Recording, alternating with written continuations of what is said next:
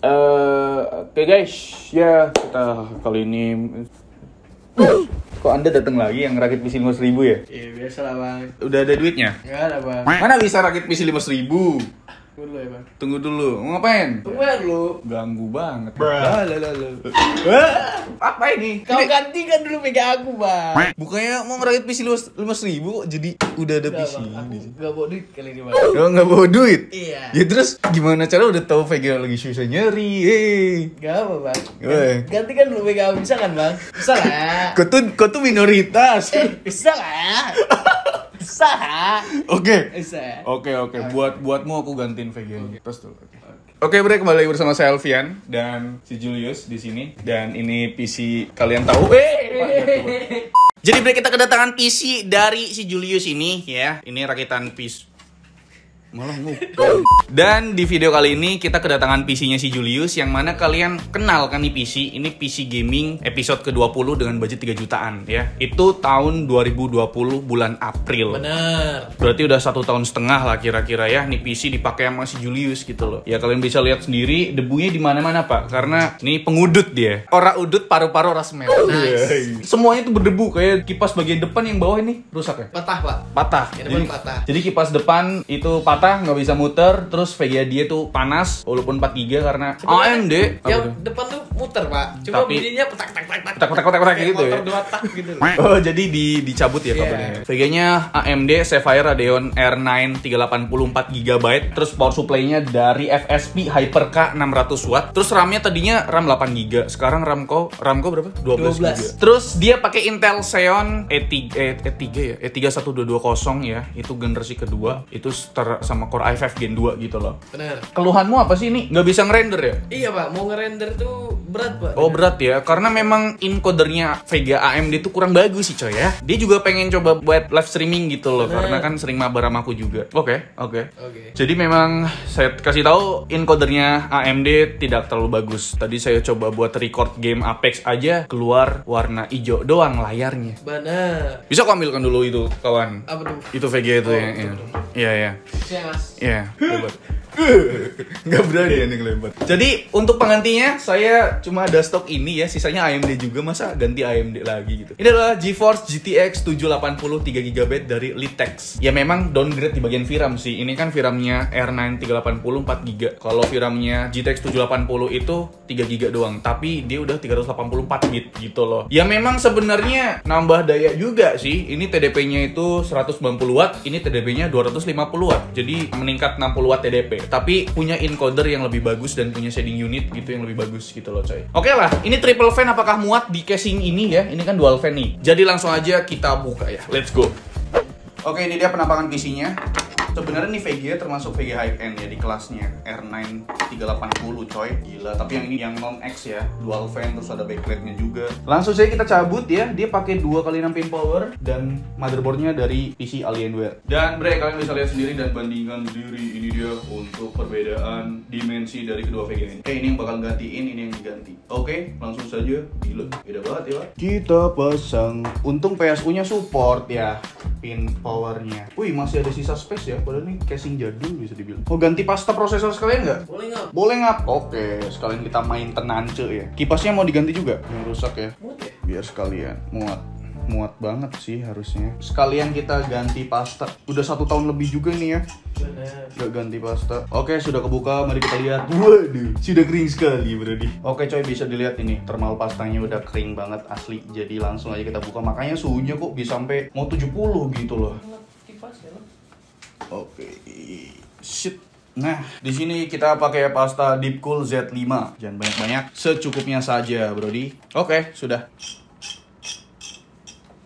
Oke bre, sudah terpasang kipasnya dengan kencang. Mari kita ganti kipas bagian depan. Oke bre, akhirnya kita udah ganti VGA cardnya, udah ganti pasta prosesornya juga, terus udah ditambahin 1 buah kipas RGB yang kalau kalian lihat kelihatan banget tuh di depan sini RGB, atasnya biru, belakangnya RGB. Jadi 3 fan-nya tuh beda-beda ya. Sini dulu kamu, kawan. Iya boleh. Jadi si Julius ini sebenarnya pengen ngedit, cuma karena pakai Vega AMD, ini Vega-nya nih. Jadi encodernya tuh nggak terlalu bagus, terus previewnya di Vegas Pro itu jelek gitu loh, ngelek-ngelek ya. Betul, Pak. Nah, setelah tadi kita coba tadi ya, udah ganti pakai GTX 780 udah lumayan. Kita preview full juga ya 1:1 1080p, resolusinya juga masih lancar banget buat preview di Vegas Pro-nya. Aku mau jadi vlogger-vlogger gitu ya. Betul, Pak. Terus juga pas saya cek di bagian OBS Studio, dia udah ada yang namanya encoder Invec. Hafek, cuy. Havek ya? Oh iya, Havek buat streaming ataupun recording gitulah, kebutuhan streaming recording. Oke, sekarang kita lihat buat benchmark gamenya. Ya, biar ada angka lah. Tapi di sini sebenarnya benchmark gamenya, VG-nya nggak berpengaruh. Kayaknya kok capek deh, aku duduk aja di situ. Biar aku jelasin. Iya. Jadi break kita ada benchmark satu game, yaitu Apex Legends, karena aku sama Julius itu sering main game Apex Legends ya. Jadi kita benchmark satu game aja. Sebenarnya nggak ada peningkatan ternyata ya. Rata-rata FPS sebelum ganti VGA yaitu R9 380X itu rata-rata adalah 61 FPS. Minimumnya di 34 FPS break. Setelah ganti ke GTX 780 itu rata-rata FPS-nya di 58 FPS dan minimumnya di 36 FPS. Tapi ini ada penyebabnya. Jadi untuk Apex Legends ini ada yang namanya bug CPU usage. Kalau misalkan kalian lihat benchmark menggunakan VGA card Radeon R9 380 4GB VRAM, itu CPU usage-nya sekitar 80-an, 90-an persen gitu, nggak sampai 100%. Lagi nggak ngebug tuh Apex Legends-nya, Pak. Setelah saya ganti VGA-nya pakai GTX 780 dari Litex, dia itu dapat CPU bug gitu loh. Jadi CPU usage-nya itu di 100% terus, makanya FPS-nya itu rendah gitu loh. Tapi sebenarnya perbedaan FPS-nya sekitar 3 FPS-an doang. Sebenarnya juga bukan di game doang, Pak. Pengaruh besarnya itu sebenarnya ada di penggunaan. Kayak misalkan buat preview di Vegas Pro jadi lancar gitu kan, buat editing video jadi lancar, terus ada encoder yang buat recording ataupun live streaming juga. Kita lihat dari spesifikasinya. Kenapa GTX 780 3GB itu lebih unggul? Pertama, dari buswidth-nya. Udah jelas ya, buswidth dari GTX 780 itu 384 bit. Sedangkan untuk Radeon R9 380 4GB ini buswidth-nya itu 256 bit. Buswidth itu berpengaruh sama speed bandwidth. Speed bandwidth dari GTX 780 3GB,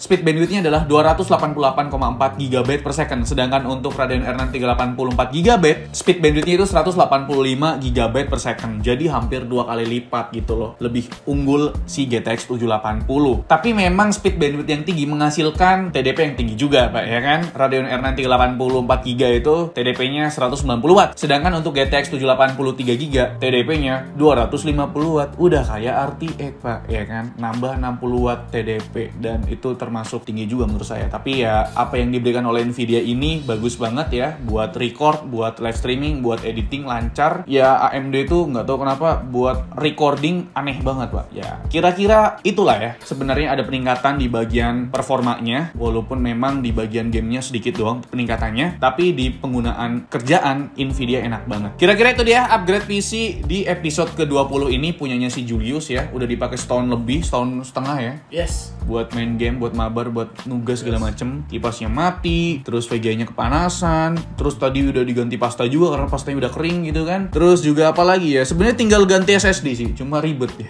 Sistem data-datanya dia banyak banget. Jadi dia masih betah pakai hard disk, padahal saya udah emosi sekali.